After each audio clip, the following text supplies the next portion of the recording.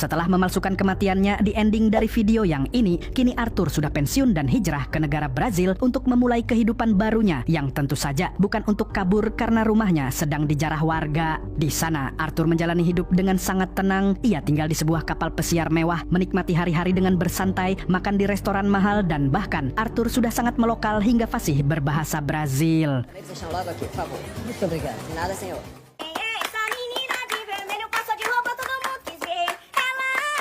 Saat Arthur sedang ingin makan cantik di sebuah restoran, Arthur tiba-tiba didatangi oleh seorang wanita asing yang sok akrab. Wanita itu mengaku adalah utusan dari seseorang yang ingin memberikan misi bunuh-membunuh lagi kepada Arthur. Misinya yaitu Arthur harus membunuh 3 orang dan tentu saja pembunuhan itu harus terlihat seperti sebuah kecelakaan biasa. Karena sudah pensiun, Arthur males nanggepin si wanita sok asik ini. Yang saking malesnya, Arthur pun berpura-pura tidak bisa berbahasa Inggris. Gak bisa bahasa Inggris. You have the accent, right? Karena merasa ditolak, si wanita pun mengancam akan mendoxing bahwa Arthur hijrah ke Brazil. Tidak terima karena diancam akan dipiralkan, Arthur pun melakukan hal ini. What are you doing?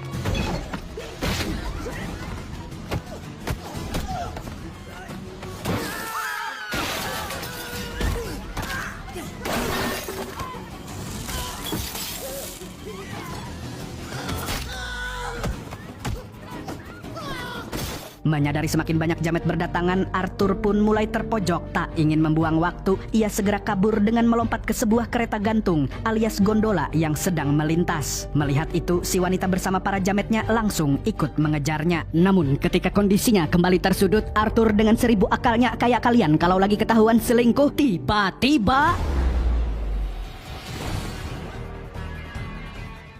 memang si botak ini ada aja caranya. Malam harinya, Arthur tentu saja tidak langsung pulang ke kapal kelotoknya. Ia tahu betul kalau pasti ada yang sudah menunggu di sana. Dan benar saja, dari kejauhan ia melihat beberapa jamet sedang berkeliaran di kelotoknya. Tak ingin ambil risiko, Arthur pun melakukan langkah ekstrim dengan jebakan yang sudah ia persiapkan sejak lama untuk keadaan darurat seperti ini. Dan ia pun...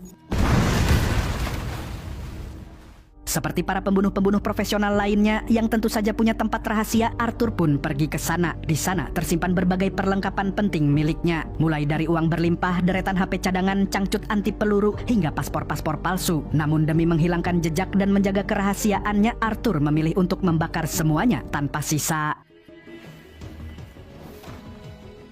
Keesokan harinya Arthur berangkat ke Thailand. Tentu saja tujuannya bukan untuk mencari ani-ani berbatang, melainkan untuk bersembunyi dari kejaran para jamet yang semalam mengincarnya. Setibanya di sebuah hotel tepi pantai, ia disambut oleh seorang wanita yang kita sebut saja Nurul. Ternyata Arthur dan Nurul sudah saling mengenal sejak lama. Bahkan di hotel tempat Nurul bekerja, salah satu kamar rahasia telah digunakan Arthur untuk menyimpan perlengkapannya. Di sana Arthur membuka laptop canggihnya dan mulai menelusuri identitas wanita misterius yang sempat menyerangnya. Terungkap bahwa wanita tersebut ternyata utusan dari seorang bos mafia yang bernama Crane.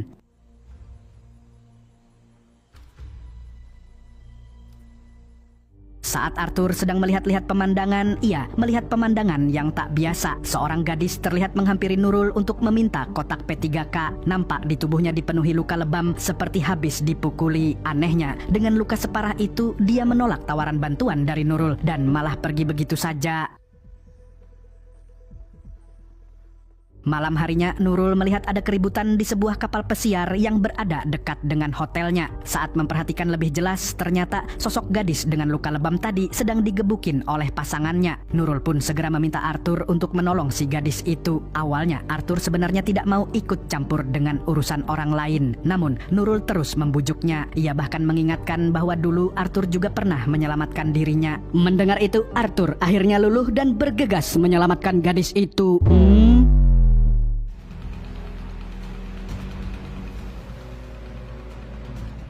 Sesampainya di kapal, ternyata benar si gadis sedang disiksa oleh pasangannya. Awalnya, Arthur mencoba menyelesaikan masalah itu dengan cara baik-baik. Namun si tambuk ini nekat menyerang Arthur menggunakan alat kencing.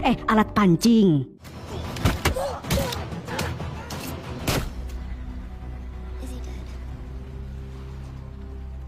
Loh, kok langsung mati? Arthur pun kemudian meminta Nurul untuk membawa gadis itu kembali ke hotel sementara dirinya mulai memeriksa isi kapal. Disitulah Arthur dibuat terkejut, bingung, tak menyangka kok di HP si gadis ada fotonya. Merasa ada yang tidak beres, Arthur pun menghapus semua jejak yang masih tersisa dengan cara membakar kapal tersebut. Sesampainya di daratan, Arthur langsung menginterogasi gadis itu dan menanyakan apa hubungannya dengan Crane. Arthur heran kenapa foto tampannya bisa dimiliki oleh dua wanita, padahal jejak kehidupannya sudah ia hapus dari lama. Alih-alih menjawab, ia malah karena tidak sanggup melawan keperkasaan si botak, gadis yang bernama Gina itu pun akhirnya menjelaskan bahwa ia sebenarnya bukan bagian dari anak buah Crane. Ia dipaksa untuk menarik perhatian Arthur agar Crane bisa menangkapnya. He has something on me. I had no choice. Look like a victim. Get next to me. Yeah. Okay, so you fall for me, and Crane thinks he has leverage on you. Mendengar pengakuan Gina, Arthur pun makin kesal dengan kelicikan Crane yang begitu ngotot menyeretnya kembali ke dunia bunuh-membunuh, bahkan sampai bela-belain mengutus dua wanita aduhai. Dari sinilah Arthur pun langsung mendapatkan ide cemerlang. Ia akan berpura-pura masuk ke jebakan Crane dan menjalankan misi yang diperintahkannya. Lalu di saat Crane lengah, Arthur akan membalikkan keadaan. Awalnya Gina menolak ide itu karena takut, tapi setelah Arthur berjanji akan membebaskannya dari cengkeraman Crane, ia akhirnya setuju untuk ikut dalam rencana tersebut. And so you have to live.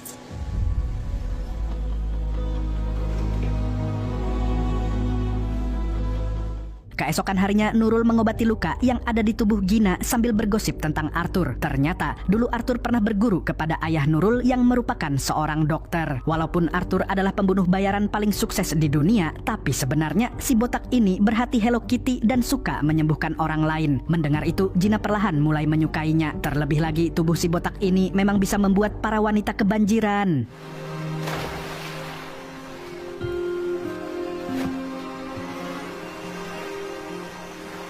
Di sisi lain, Arthur masih menyelidiki latar belakang Gina. Ia kemudian menemukan fakta bahwa Gina adalah mantan pasukan khusus yang mengalami PTSD. Dan untuk menyembuhkan traumanya, ia memutuskan untuk menjadi pengasuh anak yatim piatu di Nganjuk untuk menghapus dosanya yang telah membunuh banyak orang di medan perang. I don't know, it just felt right here. And then, when I came to... Mengetahui hal tersebut, Arthur juga mulai kesemsem kepada Gina. Ia kemudian bertanya kepada Gina kenapa dia bisa diperbudak oleh jamet seperti Crane, padahal dia adalah mantan pasukan khusus. Gina pun menjelaskan bahwa ia memiliki sebuah kamp penampungan untuk korban perdagangan manusia. Namun pada suatu hari, Crane menculik salah satu stafnya serta membunuhnya dengan sangat kejam. Selain itu, Crane juga mengambil alih kamp tersebut untuk kepentingan bisnisnya. Dari sini kita tahu kalau Crane bin Samidi adalah sosok yang sangat kejam dan jahanam. Jika Gina berani melawan, maka para korban akan dihabisi oleh Crane. Jadi mau tak mau, ia harus mengikuti perintah Crane demi melindungi para korban. I had to do what Crane wanted me to.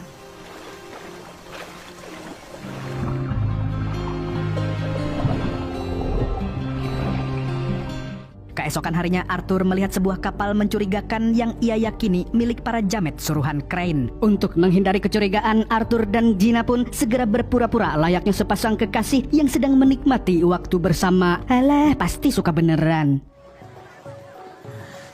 Put your fingertips in it and place 3 dots on each other's foreheads.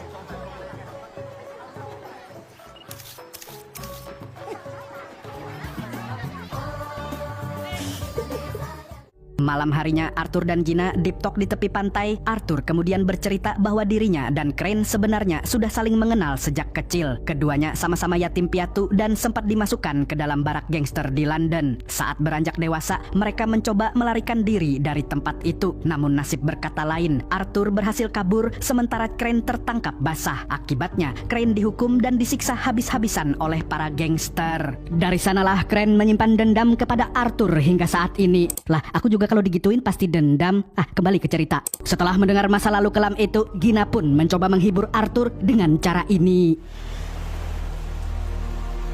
Ya, kalian udah tau lah ya apa kelanjutannya. Nanti dolar kuning kalau saya tunjukin. Keesokan harinya lagi, Arthur mulai menyusun strategi untuk menggagalkan rencana Crane. Kali ini tujuannya bukan hanya menyelamatkan Gina, tetapi juga membebaskan para korban perdagangan manusia yang ditawan. Sebelum menjalankan rencana, Arthur menitipkan jam peninggalan ayahnya yang sangat spesial kepada Gina. Father gave this to me. Tak lama dari itu, para Jamet Crane datang untuk menangkap Arthur dan Gina. Mereka pun berpura-pura seperti tertangkap basah sesuai dengan rencana mereka.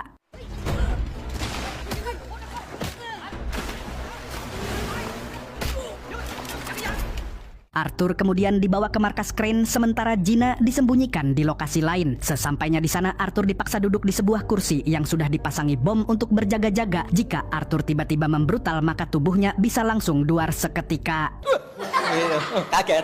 Tak lama kemudian, Arthur akhirnya reuni dengan sahabat kecilnya. Tanpa basa-basi, Crane langsung menegaskan bahwa ia membutuhkan jasa Arthur untuk menghabisi 3 orang kompetitor sumber cuannya. Crane kemudian menyerahkan sebuah amplop berisi data para target dan juga memberi sebuah pil pelacak yang nantinya akan Arthur telan agar pergerakannya bisa dipantau. Jika Arthur berani menolak misi ini, maka nyawa Gina akan menjadi taruhannya. She's in this shit because of you. Finish a kill, get a video call. Target pertama Arthur adalah Krill yang sedang ditahan di penjara Malaysia. Penjara itu sangat ketat, apalagi Krill masih dijaga oleh anak buahnya di dalam sana. Tapi seperti yang sudah kita tahu, hal itu bukanlah masalah bagi Arthur. Untuk melancarkan misinya dengan mulus, dia mempersiapkan semuanya termasuk sekotak udut dan permen karet. What's that? Hope you know what you're doing.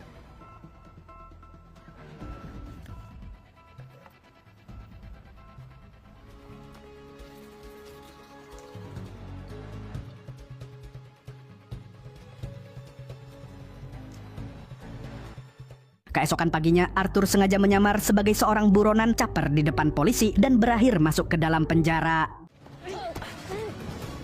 Arthur akhirnya berhasil menyusup ke dalam penjara dan melewati pemeriksaan dengan sangat mudah. Meskipun sipir sempat memeriksa udut, permen karet, dan pometnya. Loh, pomet?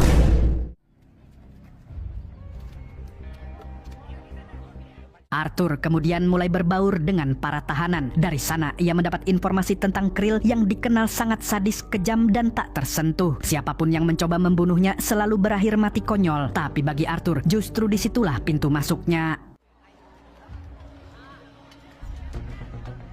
Melihat adanya tahanan yang melakukan barter senjata, Arthur sengaja membuat sedikit keributan untuk mengalihkan perhatian. Dengan cepat, ia mencopet pisau yang disembunyikan di cangcut salah satu tahanan. Dan tepat ketika seorang tahanan lain yang bertangan buntung prostetik ini hendak menyerang Krill, Arthur bergerak sigap dan justru menyelamatkan Krill dari serangan itu. Melihat aksinya tadi, Krill mulai percaya pada Arthur dan bahkan mengundangnya masuk ke sel pribadinya. Di sana, Krill sedikit membuka cerita tentang kehidupan di penjara itu. Namun saat Krill lengah, Arthur langsung bergerak cepat dan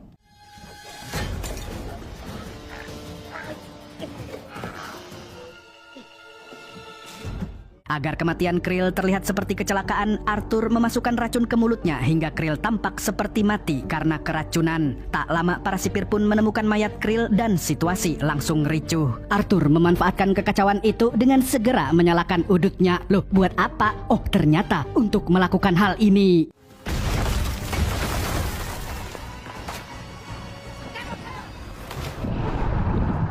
Arthur akhirnya dijemput oleh anak buah Crane menggunakan kapal. Di sana, ia meminta mereka segera menghubungi Crane karena ingin memastikan kondisi Gina. Setelah melihat Gina masih baik-baik saja, Arthur pun bersiap melanjutkan misinya untuk membunuh target berikutnya. Arthur pun langsung OTW ke Australia untuk menghabisi target berikutnya yang bernama Adrian Chuk. Si Chuk tinggal di sebuah apartemen mewah dengan kolam renang dan pengawal yang ketat. Untuk melancarkan aksinya, Arthur menyamar sebagai calon pembeli apartemen dan mengecoh penjual apartemen untuk diam-diam memotret kunci apartemen itu. Excuse me. Sorry about that. So where were we?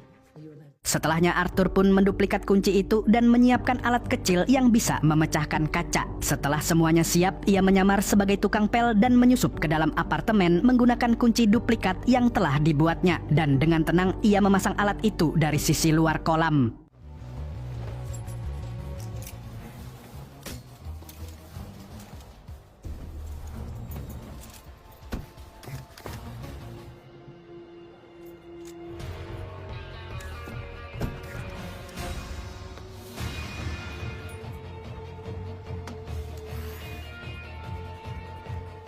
Saat berenang, si Chuk melihat Arthur yang sedang memasang alat tersebut. Namun, itu sudah terlambat.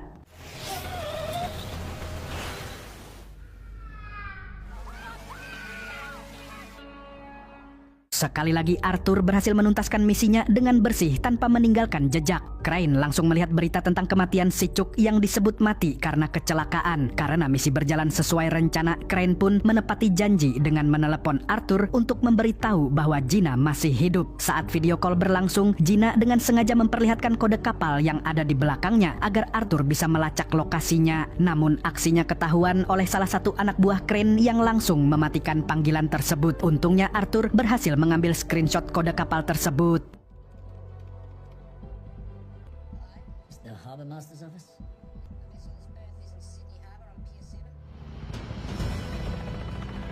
Setelah berhasil menemukan lokasi kapal dari kode yang ditunjukkan Gina, Arthur langsung bergegas menuju ke sana. Tanpa banyak cincong, ia langsung membrutal menghabisi mereka semua.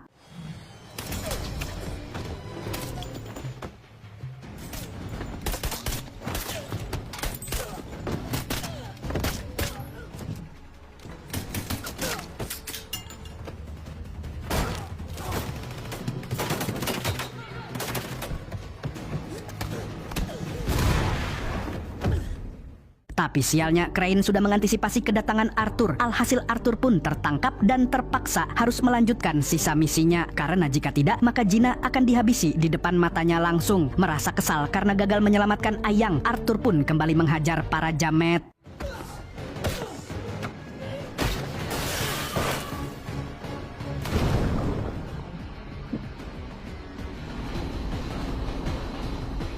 Karena tidak punya pilihan lain, Arthur terpaksa kembali melanjutkan misinya untuk mengejar target terakhir yang bernama Max. Berbeda dari sebelumnya, Max adalah target yang paling sulit untuk ditaklukkan.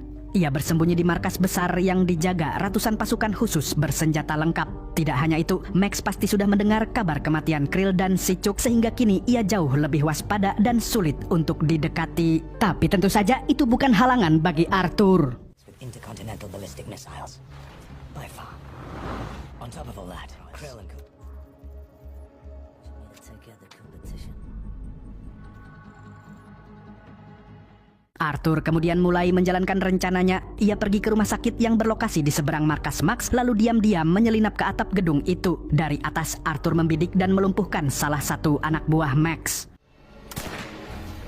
Seperti yang sudah ia perkirakan, pihak Max langsung menelepon rumah sakit untuk memanggil helikopter medis. Disitulah Arthur memanfaatkan kesempatan. Ia menyelinap masuk ke helikopter itu agar bisa menyusup langsung ke dalam markas Max tanpa dicurigai.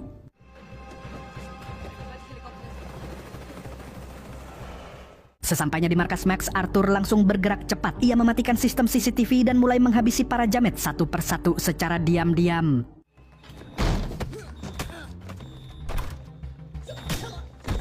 Namun, langkahnya ternyata tidak sepenuhnya mulus. Max sudah menyadari adanya penyusup dan segera bergegas masuk ke tempat perlindungan yang sangat canggih.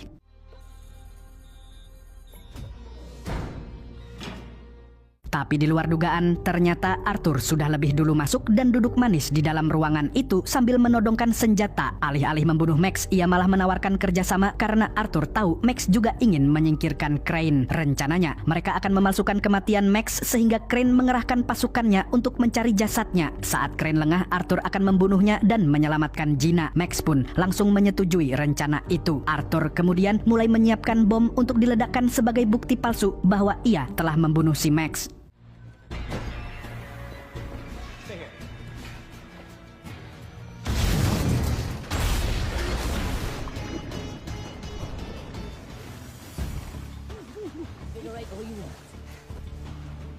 Berita ledakan bom itu langsung heboh dan jadi viral. Akan tetapi, Crane tidak begitu saja percaya, apalagi ia tahu Arthur adalah master manipulasi pembunuhan. Arthur pun menelepon Crane untuk meyakinkannya bahwa Max beneran sudah tewas dan mayatnya masih ada di lokasi. Crane pun langsung mengirim anak buahnya untuk memastikan keberadaan jasad Max di sana. Sementara itu, Arthur memasang berbagai jebakan mematikan untuk menyambut kedatangan para jamet Crane.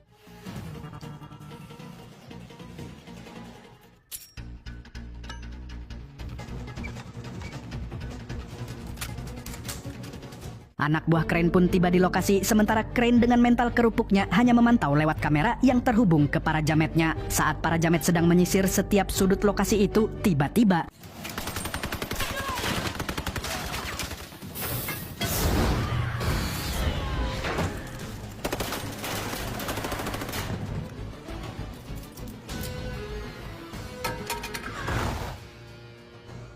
Melihat itu, Crane pun ketar-ketir sampai kebelet ngising. Ia lalu menyuruh anak buahnya untuk meningkatkan penjagaan karena Arthur pasti akan datang. Menyiasati itu, Crane menjadikan Gina sebagai umpan. Dan benar saja, Arthur pun muncul dan membrutal.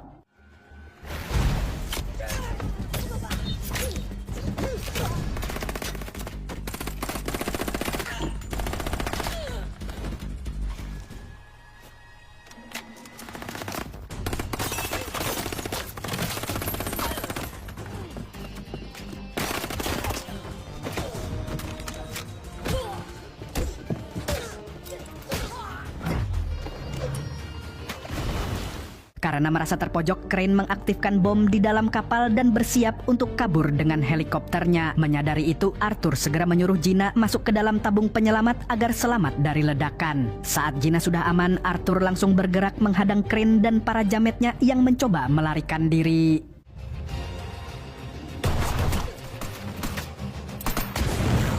Baku hantam antara Arthur dan Crane pun berlangsung dengan sangat sengit. Apalagi mereka berdua sama-sama dilatih oleh kelompok gangster yang sangat brutal. Jadi tidak heran kalau mereka punya skill gelut yang sama kuatnya.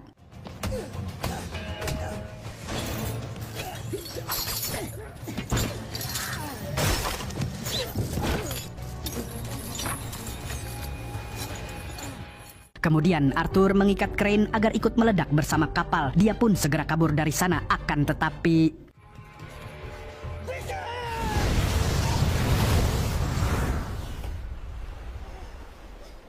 setelah Gina selamat, ia hanya bisa melihat bangkai kapal yang sedang dievakuasi. Di tempat yang sama, Max juga mencari keberadaan Arthur. Namun dari situasi yang ia lihat, tampaknya Arthur tidak selamat dari ledakan kapal tersebut. Di akhir film, Gina kembali ke kamp penampungan untuk merawat anak-anak yatim piatu dan para korban perdagangan manusia. Beberapa hari kemudian, ia melihat sosok botak berbadan kekar di seberang jalan. Tak disangka, Arthur ternyata masih mendapat plot armor dari sutradara. Akhirnya, mereka pun menikah dan hidup bahagia selamanya.